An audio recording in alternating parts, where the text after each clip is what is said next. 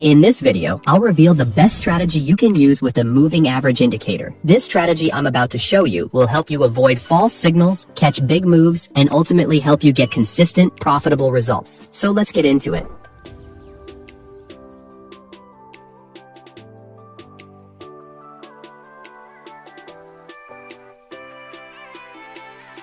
First, let's quickly break down what is a moving average. At its core, a moving average is a simple indicator that calculates the average closing price of an asset. What it does is smooth out price movement, making it easier for us to read the overall trend. Now, depending on its settings, moving averages can help you identify different types of trends. For example, a higher setting, like the 200-period moving average, is used to identify the long-term trend of the asset. This helps you get a sense of where price might go next over the long term. A lower setting, like the 20-period moving average, helps you identify the short-term trend, which gives an idea of where price might move next in the short term. Now, something in the middle, like the 50-period, could be used to identify medium-term trend. To adjust these, simply head over to the indicator setting and select the period based on which trend you're looking to analyze.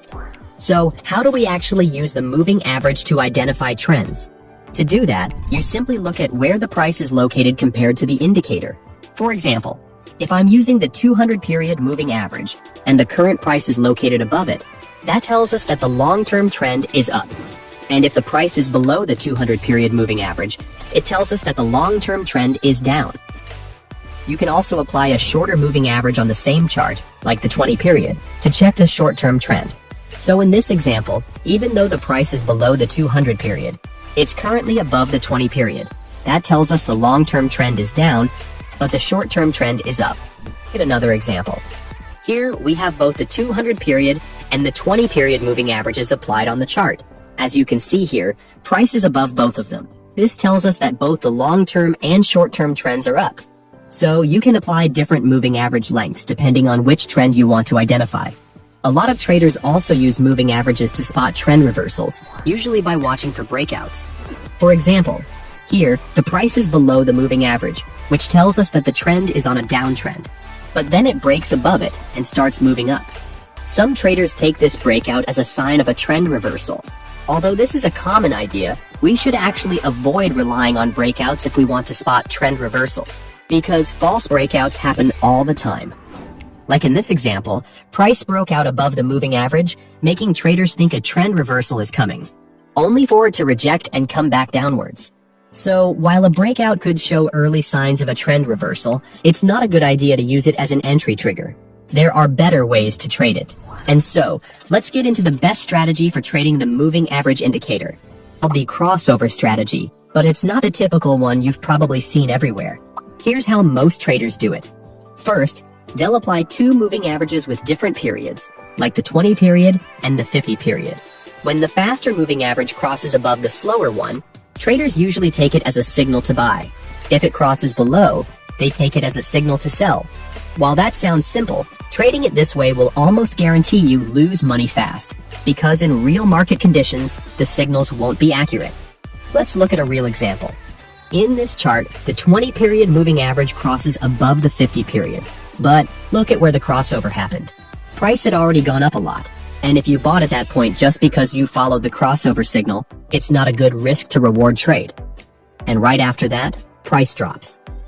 So trading the moving average this way will result in many bad trades. There's a better method instead, one that'll give you way more consistent and profitable entries. By the way, you won't find this strategy in any article or YouTube video out there, so pay attention. First, I'm going to walk you through exactly how to set everything up step by step. The first thing you do is choose a time frame. And I suggest picking something in the middle. Not too short, but not too long either. So anywhere between the 15-minute to the 4-hour time frame works well. In this example, we'll be using the 15-minute. Next, you can also choose any asset or chart you like, because this strategy works on pretty much any market. In this case, I'm using the Solana crypto chart. Then, go to the indicator section and type moving average.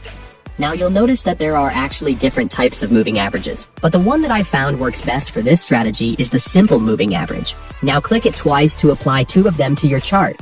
Once the two moving averages are applied, you'll see them show up in the corner of your chart.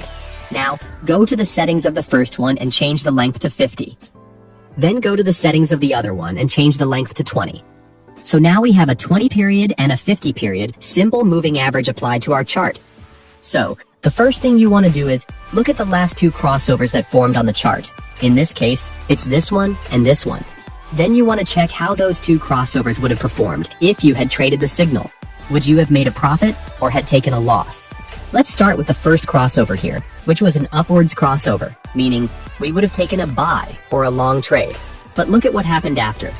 Price instead reversed and dropped hard. If you had taken a buy trade there, you would have suffered a massive loss. So this crossover will be labeled as a failed crossover. Now let's look at the second crossover.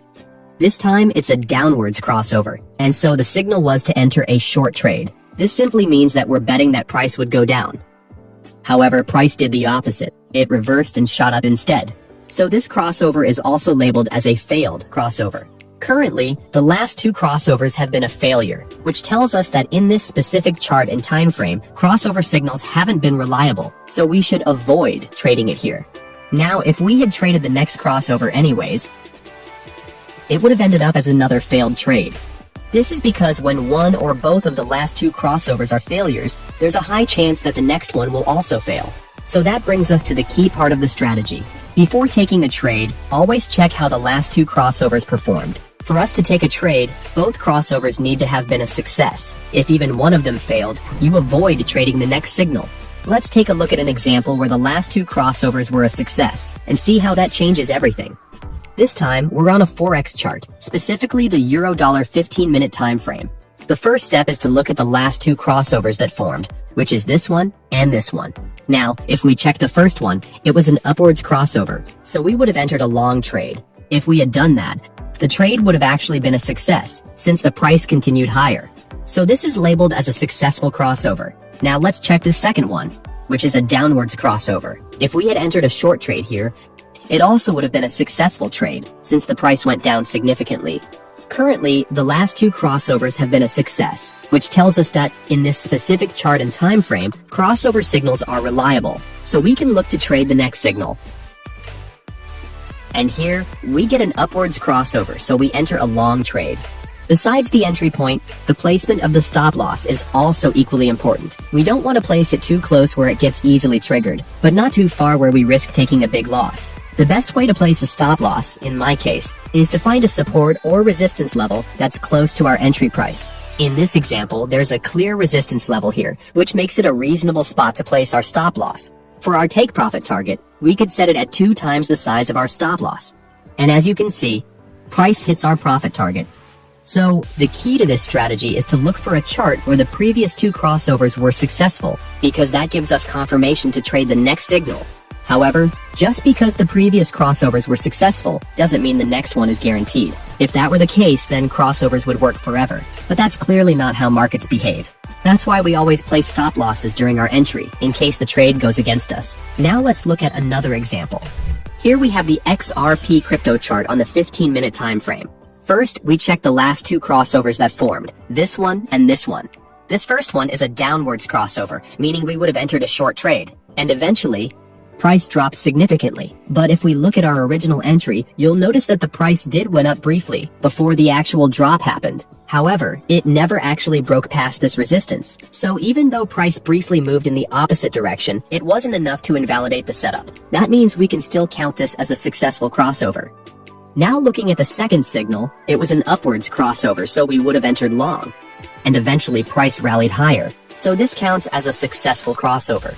Now, since both of the last two crossovers were a success, we can confidently trade the next signal. And right here, we get a downwards crossover, so we enter a short trade. For our stop loss, place it at an ideal level. In this case, there's a nearby resistance level that we can use as our stop loss placement. For the take profit target, set it at 2 times the size of our stop loss.